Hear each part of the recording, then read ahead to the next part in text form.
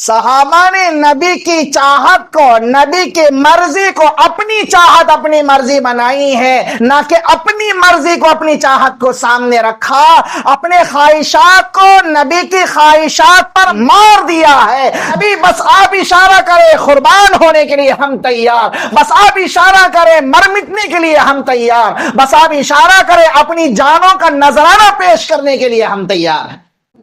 الحمد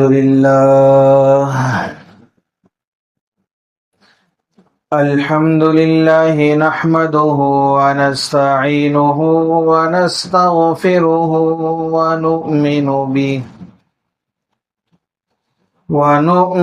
به ونتوكل عليه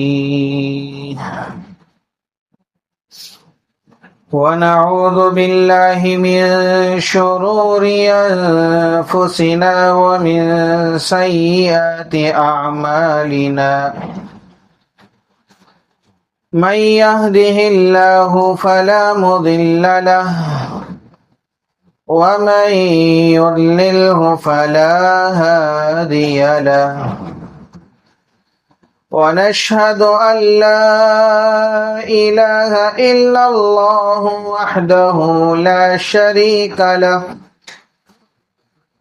ونشهد أن سيدنا ونبينا ومولانا محمدا عبده ورسوله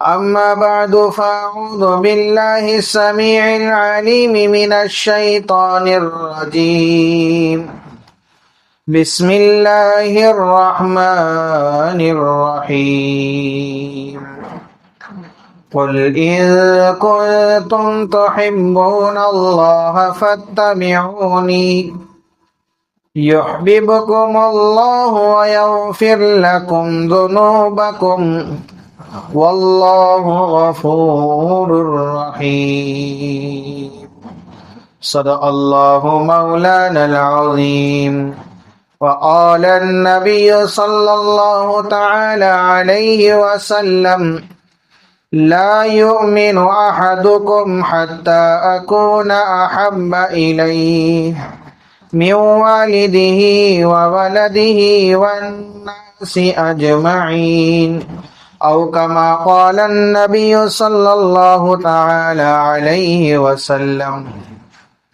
رب اشرح لي صدري ويسر لي أمري واحلل عقدة من لساني يفقه قولي اللهم صل على محمد وعلى آل محمد كما صليت على إبراهيم وعلى آل إبراهيم إنك حميد مجيد اللهم بارك على محمد وعلى آل محمد كما باركت على إبراهيم وعلى آل إبراهيم إنك حميد مجيد يا رب صل وسلم دائما أبدا على حبيبك خير الخلق كلهم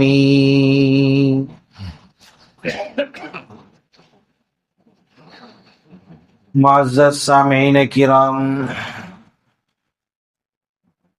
اور میرے غیور مسلمان بھائیوں، بزرگوں اور دوستوں، گزشتہ جمعہ آپ حضرات کے سامنے اللہ کے رسول حضرت محمد مصطفیٰ صلی اللہ علیہ وسلم کی عقیدت اور محبت کے متعلق تفصیلی گفتگو آ گئی تھی کہ ایک ایمان والے کے لیے نبی سے محبت کرنا کتنا ضروری ہے۔ نبی کی محبت ایمان کا جز ہے، نبی کی محبت ایمان کا حصہ ہے۔ جب مومن ایک مسلمان اللہ کے رسول صلی اللہ علیہ وسلم کو اپنی زندگی کا آئیڈیل نمونہ نہیں بناتا تو وہ مکمل ایمان والا ہو نہیں سکتا، اس لیے کہ سچا عاشق، سچی محبت کرنے والا اپنے آپ کو نبی کی زندگی کے مشابہ اور نبی کے ایک ایک عمل سے جوڑتا ہے۔ ایمان والا جب اپنی زندگی کے اندر اعمال مصطفیٰ کو نہیں لاتا تو وہ ایمان والا ہو نہیں سکتا۔ کہ سچی محبت نبی کی کیا ہوتی ہے یہ صحابہ نے کر کے دکھائی۔ کہنے سے محبت واضح نہیں ہوتی، عمل سے محبت واضح ہوتی۔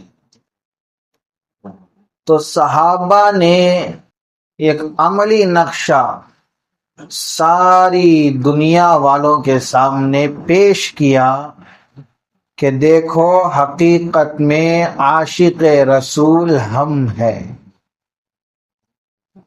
دیکھو اصل میں محب رسول ہم ہیں، اصل میں عاشقان مصطفیٰ ہم ہیں۔ اس لیے کہ صحابہ نے نبی کی چاہت کو اپنی چاہت بنایا۔ صحابہ نے نبی کی چاہت کو اپنی چاہت بنایا، ایسا نہیں کہ اپنی چاہت کو سامنے رکھا۔ زندگی میں صحابہ نے نبی کی چاہت کو سامنے رکھا، جس کی وجہ سے کامیابی ان کے قدم چومی۔ اور آج کا مسلمان اپنی چاہت کو، اپنی خواہش کو سامنے رکھتا ہے اور وہ یہ کہتا ہے کہ میں نماز پڑھ رہا ہوں، چند اعمال کر رہا ہوں، مجھے تو جنت ملنی ہے۔ جنت اتنی آسانی سے ملے گی؟ بھائی چند روپیے آسانی سے نہیں ملتے، جنت کیسے مل جائے گی؟ صبح سے شام تک خون پسینہ بہائے گا تو رات کے وقت میں، شام کے وقت میں کچھ کوڑیاں ملتی ہیں، چند روپیے دیے جاتے ہیں، حالانکہ محنت اس سے دگنی تگنی ہوتی ہے، لیکن وہ چند روپیے لے کر ہی انسان خوش ہوتا ہے، اپنی ساری محنت کو بھلا دیتا ہے۔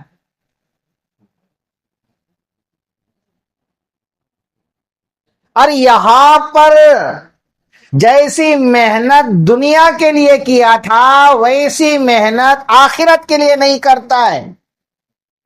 وہاں پر تو چند پیسے لے کر خوش ہو جاتا ہے، ساری محنت کو بھول جاتا ہے، لیکن یہاں پر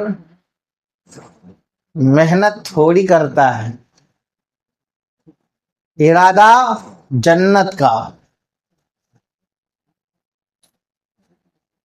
ارادہ جنت کا ہوتا ہے، محنت تھوڑی۔ سمجھتے ہیں اس بات کو؟ 100 روپیے کے لیے 1 گھنٹہ کھڑنے کے لیے تیار۔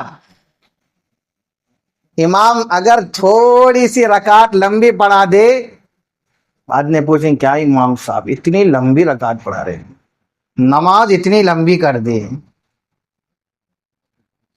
وہاں پر 100 روپیے کے خاطر 1 گھنٹہ پیر میں درد نہیں آتا ہے، جسم میں تھکان نہیں آتی ہے، اگر وہ 100 روپے مل جائے ساری تھکان بھول جاتا ہے، ساری مشقت، ساری تکلیف بھول جاتا ہے۔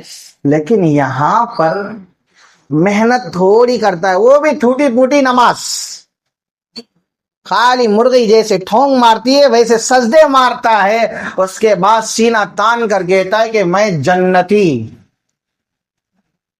مجھے جنت میں جانا۔ کیسے مل جائے گی؟ اتنی آسان ہے؟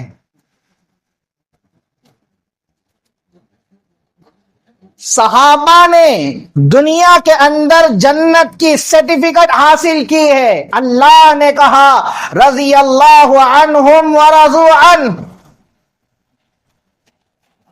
اللہ ان سے راضی، وہ اللہ سے راضی۔ یہ سرٹیفکیٹ دنیا کے اندر یوں ہی نہیں مل گئی، انہوں نے نبی کے خاطر اپنی جانوں کو قربان کیا، نبی کی محبت میں اپنے مال کو قربان کیا، نبی کے خاطر، اللہ کے خاطر اپنا تن من دھن سب کچھ لٹا دیا۔ بعد میں جا کر اللہ نے کہا رضی اللہ عنہم ورضوا عنہ۔ ہمارے جیسے صحابہ نہیں تھے۔ ہم کہتے ہیں کہ نبی سے ہمیں محبت ہے، جھوٹی محبت ہے، اصل محبت تو صحابہ نے کی ہے، اصل چاہت صحابہ کے دلوں کے اندر تھی، ہمارے دلوں میں نہ رہی، اس لیے کہ صحابہ نے اپنی چاہت کو، اپنی خواہش کو سامنے نہیں رکھا، صحابہ نے نبی کی خواہش کو اپنی خواہش بنایا، نبی کی چاہت کو اپنی چاہت بنایا۔ مثال سے سمجھتے ہیں، حضرت عمر فاروق رضی اللہ تعالیٰ عنہ مکہ مکرمہ کے اندر طواف کر رہے تھے کعبے کا۔ طواف کرتے کرتے درمیان میں حجر اسود کا بوسہ لیتے ہوئے یہ کہا واللہ انک لحجر، خدا کی قسم تو ایک پتھر ہے۔ حجر اسود سے کہتے ہیں، حجر اسود کی ایک خاصیت ہے، وہ لوگوں کے گناہوں کو چوس لیتا ہے۔ اللہ نے جنت سے اتارا اس پتھر کو، ایک خاصیت اس کے اندر رکھی ہے کہ جب کوئی اس کو چھوتا ہے تو سارے گناہ وہ اپنے اندر کھینچ لیتا ہے، یہ صلاحیت اس کے اندر رکھی۔ اسی لیے جب طواف کرو تو حجر اسود کا بوسہ دیا کرو، یا نہیں تو کم سے کم بھیڑ ہے نہیں دے سکتے تو کم از کم ہاتھ سے دور سے اشارہ کر لو۔ بوسہ دینے پر، چھونے پر جو جس طرح گناہ معاف ہوتے ہیں اسی طرح اشارے سے بھی گناہ معاف ہو جاتے ہیں۔ عمر فاروق رضی اللہ تعالیٰ حجر اسود سے کہا واللہ انک لحجر، خدا کی قسم تو ایک پتھر ہے، نہ تو نفع پہنچا سکتا ہے نہ تو نقصان پہنچا سکتا ہے، تیرے اندر یہ صلاحیت نہیں ہے فائدہ پہنچانے کی، تیرے اندر یہ صلاحیت نہیں ہے نقصان پہنچانے کی، بس میں تجھے بوسہ اس لیے دے رہا ہوں کہ نبی کو میں نے تیرا بوسہ دیتے ہوئے دیکھا ہے، نبی کو میں نے تیرا بوسہ دیتے ہوئے دیکھا ہے، اس لیے میں تجھے بوسہ دے رہا ہوں۔ اگر میں نبی کو بوسہ دیتے ہوئے نہ دیکھا ہوتا تو تیرا بوسہ نہ لیتا۔ صحابہ نے نبی کی چاہت کو، نبی کی مرضی کو اپنی چاہت اپنی مرضی بنائی ہے، نہ کہ اپنی مرضی کو اپنی چاہت کو سامنے رکھا، اپنے خواہشات کو نبی کی خواہشات پر مار دیا ہے۔ نبی بس آپ اشارہ کرے قربان ہونے کے لیے ہم تیار، بس آپ اشارہ کرے مر مٹنے کے لیے ہم تیار، بس آپ اشارہ کرے اپنی جانوں کا نذرانہ پیش کرنے کے لیے ہم تیار ہیں۔ غزوہ حدیبیہ کا موقع ہے، مشرکین مکہ اللہ کے رسول صلی اللہ علیہ وسلم کے پاس آ رہے تھے. اللہ کے رسول صلی اللہ علیہ وسلم نے حضرت عثمان رضی اللہ تعالیٰ عنہ کو قاصد بنا کر مشرکین مکہ کی طرف بھیجا. جاؤ لوگوں سے کہو کہ ہم لڑنے کے لیے نہیں آئے ہیں، ہم عمرہ کرنے کے لیے آئے ہیں. ہم لڑنے کے لیے نہیں آئے، ہم عمرہ کرنے کے لیے آئے ہیں، بس ہمیں عمرے کی اجازت دے دیجیے. حضرت عثمان رضی اللہ تعالیٰ عنہ مکہ آئے. لوگ جب حضرت عثمان رضی اللہ تعالیٰ عنہ کو دیکھے خوش ہو گئے، اس لیے کہ حضرت عثمان رضی اللہ تعالیٰ عنہ بہت بڑے سخی تھے. ہر ایک ان کو چاہتا تھا، ہر ایک ان سے محبت کرتا تھا. حضرت عثمان رضی اللہ تعالیٰ عنہ سرداروں کے پاس آئے اور کہا اللہ کے رسول صلی اللہ علیہ وسلم مکہ آئے ہیں عمرہ کرنے کے لیے، لڑنے کے لیے نہیں. آپ اجازت دے دیجئے، ہم عمرہ کر لیں گے اور چلے جائیں. مشرکین مکہ نے کہا کہ نہیں نہیں نہیں نہیں، اس سال عمرہ نہیں ہوگا، اگلے سال آ کر عمرہ کر لینا. اور کہا کہ دیکھو ہم نبی کو عمرے کی اجازت نہیں دیتے، چاہے تو آپ کر لیں، چاہے تو آپ طواف کر لیں، چاہے تو آپ عمرہ کر لیں، لیکن نبی کو عمرہ کرنے کی اجازت نہیں دیتے. حضرت عثمان رضی اللہ تعالیٰ عنہ نے فرمایا کہ دیکھو عمرہ کرنا ایک عبادت ہے، طواف کرنا ایک عبادت ہے، لیکن نبی کے بغیر میں عمرہ کر لوں، نبی کے بغیر میں طواف کر لوں، یہ ہو نہیں سکتا. جب نبی کو اجازت نہیں ملتی تو میں بھی عمرہ نہیں کر سکتا. اس سال عمرہ نہیں ہوا، اجازت نہیں دی. لیکن یہاں پر سمجھنے والی بات یہ ہے کہ جب اللہ کے رسول صلی اللہ علیہ وسلم کی طرف سے قاصد گیا، وہاں سے بھی لوگ آئے اللہ کے رسول صلی اللہ علیہ وسلم سے بات کرنے کے لیے. اس دوران عروہ ابن مسعود ثقفی بھی آیا. وہ کہتا ہے کہ میں نے دیکھا اللہ کے رسول صلی اللہ علیہ وسلم کے صحابہ کو کہ نبی کے اوپر اتنی محبت ہے، نبی سے اتنی محبت ہے کہ عروہ ابن مسعود کہنے لگا کہ نبی جب وضو کر رہے ہیں تو وضو کا پانی زمین پر صحابہ گرنے نہیں دیتے تھے، کہ نبی جب وضو کرتے تو فوری طور پر صحابہ آگے بڑھ کر اس پانی کے قطروں کو اٹھا لیتے، کوئی چہرے پر مل لیتا، کوئی ہاتھوں پر مل لیتا، کوئی جسم پر مل لیا کرتا تھا. میں نے دیکھا کہ حضور جب تھوکتے تھے، لعاب دہن جب زمین پر ڈالتے تھے تو صحابہ اس کو زمین پر گرنے نہیں دیتے تھے، اس کو فوری طور پر اٹھا لیتے تھے اور اپنے جسم کے کسی حصے پر مل لیا کرتے تھے. میں نے صحابہ کو دیکھا نبی کے، نبی جو بھی اشارہ کر دیتے تھے بس اشارہ کرنا تھا، صحابہ اس اشارے پر قربان ہو جاتے تھے. میں نے نبی کے صحابہ کو دیکھا، نبی کے صحابہ جب نبی علیہ الصلوۃ والسلام کچھ بات کرتے، کچھ نصیحت فرماتے، صحابہ مل جل کر ایسے بیٹھا کرتے تھے، اپنے چہروں کو ایسے جھکا کر ادب کے ساتھ سنا کرتے تھے. ایسے معلوم ہوتا گویا کہ ان لوگوں کے اوپر کوئی پرندہ بیٹھ گیا ہے. ایک سوئی کے ساتھ، محبت کے ساتھ، دھیان کے ساتھ، لگن کے ساتھ، پورے انہماک کے ساتھ نبی کی بات کو وہ سنا کرتے تھے. آخر میں عروہ ابن مسعود ثقفی کہنے لگتا ہے کہ میں روم کے محلات میں گیا، فارس کے محلات میں گیا، میں نجاشی کے دربار میں گیا، لیکن دنیا کے کونے کونے میں نے کسی کو کسی سے اتنی محبت کرتے ہوئے نہیں دیکھا جتنی محبت اصحاب محمد نے محمد سے کرتے ہوئے میں نے دیکھا ہے۔ صحابہ نے نبی سے جتنی محبت کی تھی، ایسی محبت میں نے دنیا میں کسی کو کرتے ہوئے نہیں دیکھا۔ یہ ہے محبت۔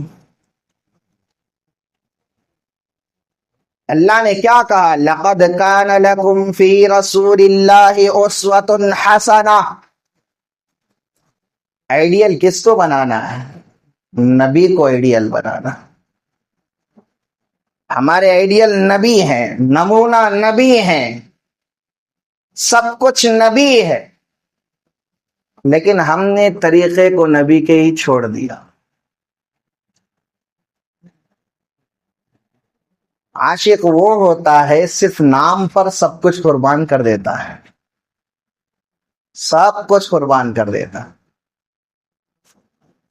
مشقت، تکلیف، محبت میں اسے کچھ نظر ہی نہیں آتی۔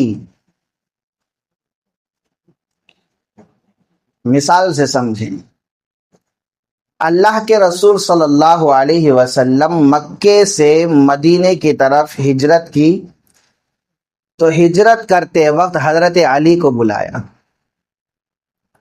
کہا علی میں مدینہ جا رہا ہوں، یہ لوگوں کی امانتیں میرے پاس ہیں۔ آج کل بینکیں ہیں، اس وقت مکے کے اندر صرف ایک ہی بینک تھی، وہ میرے اور آپ کے آقا محمد عربی صلی اللہ علیہ وسلم۔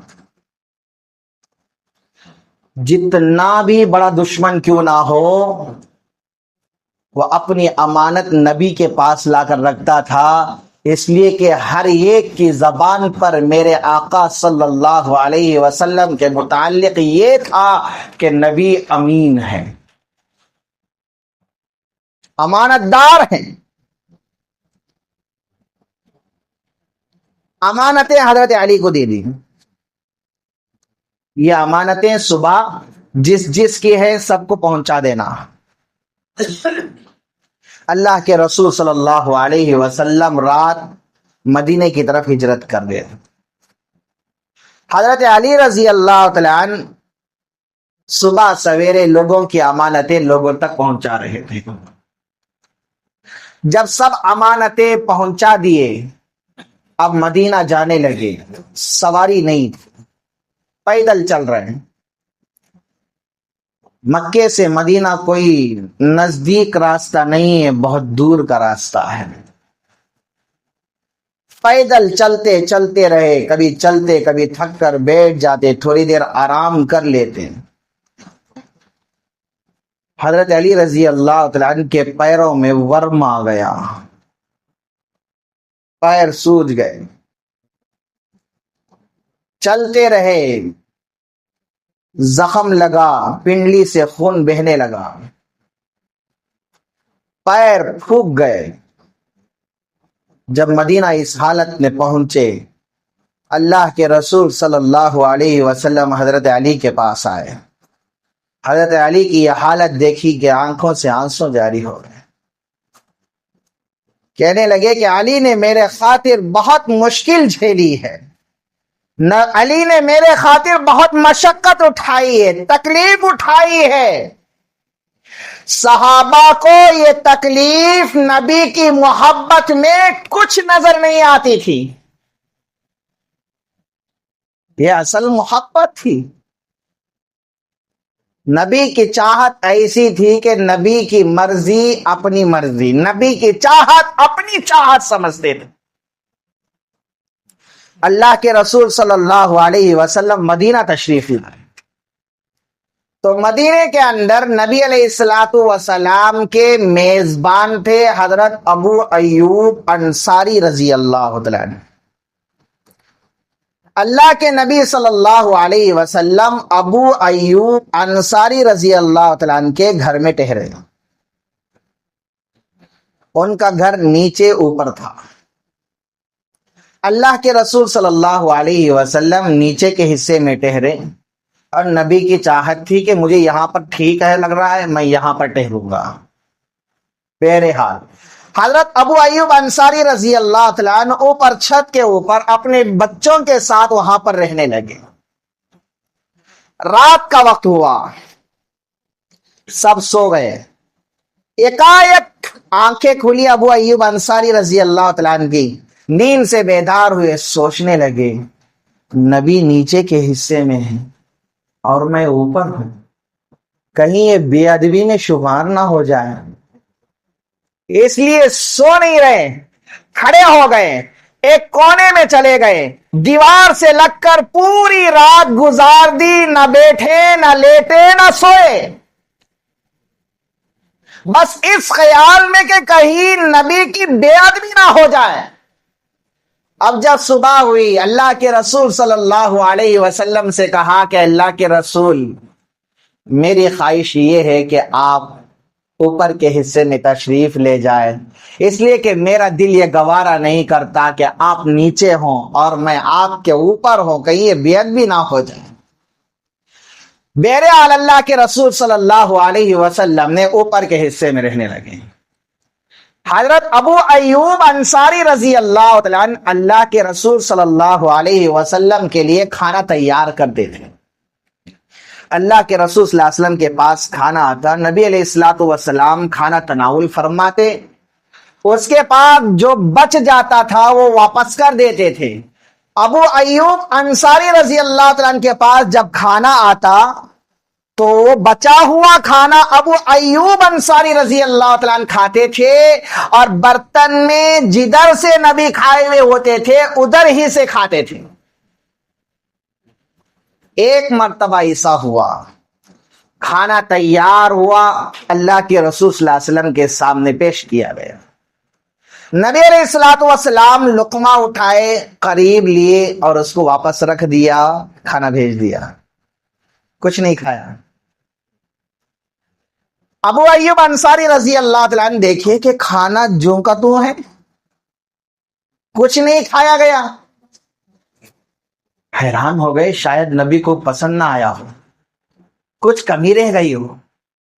فوری طور پر نبی علیہ الصلوۃ والسلام کے پاس آئے، اللہ کے رسول صلی اللہ علیہ وسلم سے پوچھا، اللہ کے رسول کیا بات ہے، کھانا جیسا کا ویسا ہی ہے، آپ نے کچھ نہیں کھایا، کیا کھانا پسند نہیں آیا، کچھ کمی ہے، بتا دیجیے. اللہ کے رسول صلی اللہ علیہ وسلم نے فرمایا، ابو ایوب بات دراصل یہ ہے کہ کھانے کے اندر لہسن کی مقدار زیادہ ہے،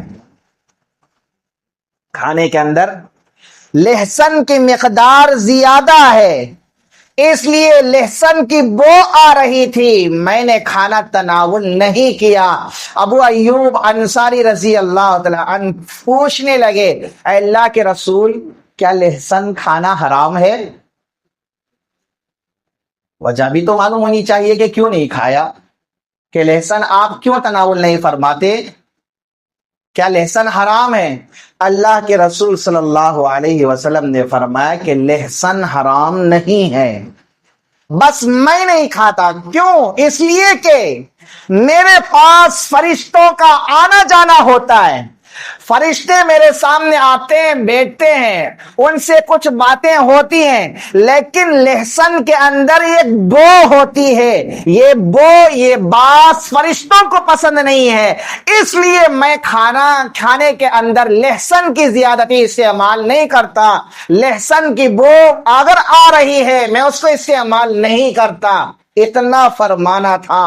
ابو ایوب انصاری رضی اللہ تعالیٰ عنہ فرمانے لگے، اللہ کے رسول جب لہسن آپ کو پسند نہیں تو آج کے بعد سے ابو ایوب انصاری کو بھی لہسن پسند.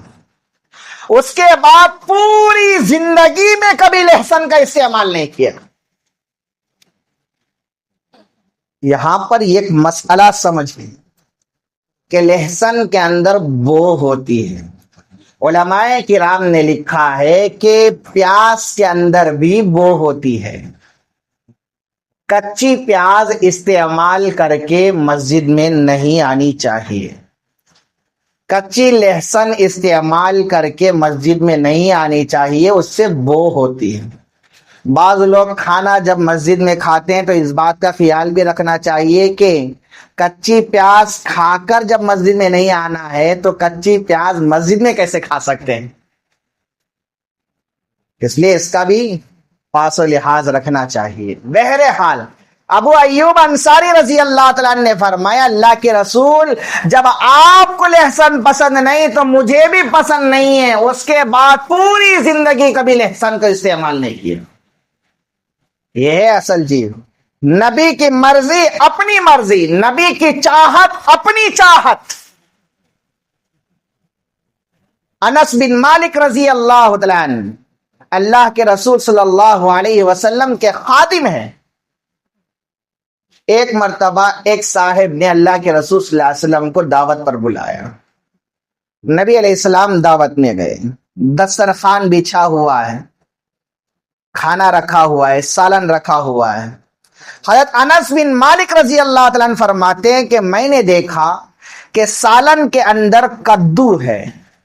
اللہ کے رسول صلی اللہ علیہ وسلم کی طبعی یہ چاہت تھی کہ اللہ کے رسول صلی اللہ علیہ وسلم کو کدو بہت پسند تھا، اس لیے اللہ کے رسول صلی اللہ علیہ وسلم اس سالن میں سے کدو تلاش کر کر کے کھایا کرتے تھے۔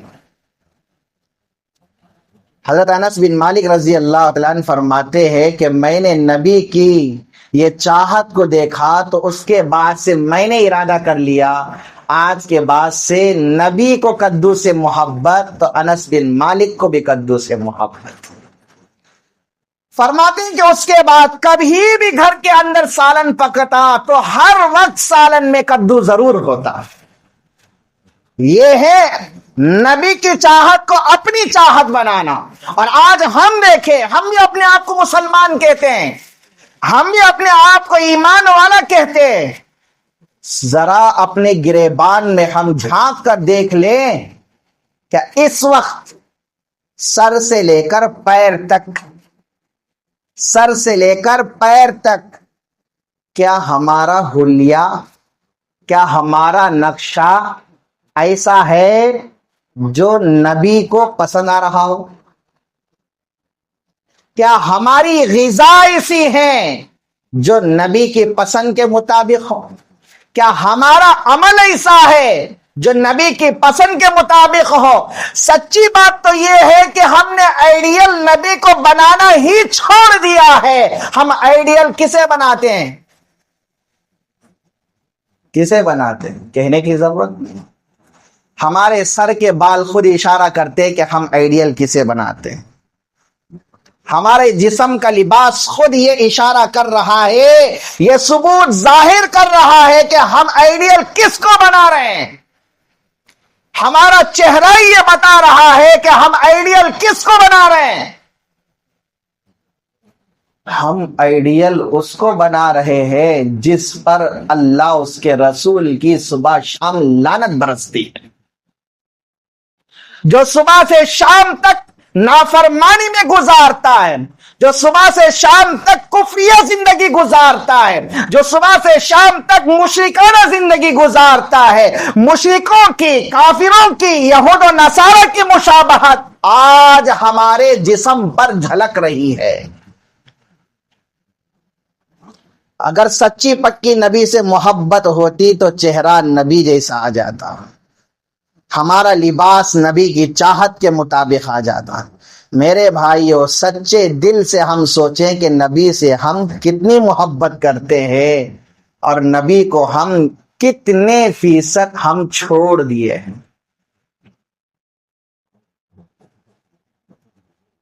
قرآن کی آیت جو میں نے شروع میں پڑھی ہے، جس کے اندر اللہ رب العزت نے ارشاد فرمایا قل ان کنتم تحبون اللہ، اللہ فرماتے ہیں اے نبی جی آپ کہہ دیجئے ان کنتم تحبون اللہ، اگر تم اللہ سے محبت کرنا چاہتے ہو فاتبعونی، تو میری اتباع کرو، یعنی کہ نبی کی اتباع کرو۔ युहब्बुकुम अल्लाह, अल्लाह तुमसे मोहब्बत करेगा। नबी की इत्तिबा अगर तुम्हारी जिंदगी में आ गई, अल्लाह तुमसे मोहब्बत करेगा। सिर्फ अल्लाह मोहब्बत नहीं करेगा, वयगफिर लकुम जुनूबकुम, अल्लाह ताला मोहब्बत करने के साथ साथ तुम्हारे गुनाहों को भी माफ फरमाए। इसलिए मेरे भाइयों, आज इस पुरफितन दौर में हमें इस बात की अशद जरूरत है कि हम अपने नबी हजरत मोहम्मद मुस्तफ़ा सल्लल्लाहु अलैहि वसल्लम को अपना आइडियल बनाकर उनकी चाहत के मुताबिक, उनकी मर्जी के मुताबिक, उनकी ख्वाहिश के मुताबिक अपनी जिंदगी को गुजारने की कोशिश किया करें, ताकि हमारी दुनिया भी कामयाब हो जाए और आखिरत भी कामयाब हो जाए। अल्लाह ताला से दुआ गो कि अल्लाह ताला जो कुछ कहा और सुना गए इन बातों पर सबसे पहले कहने वाले को अमल की तौफीक अता फरमाए। अल्लाह ताला हम तमाम को अमल पेरा बनाए। आमीन व आखिर दावाना अनिल हम्दुलिल्लाहि रब्बिल आलमीन।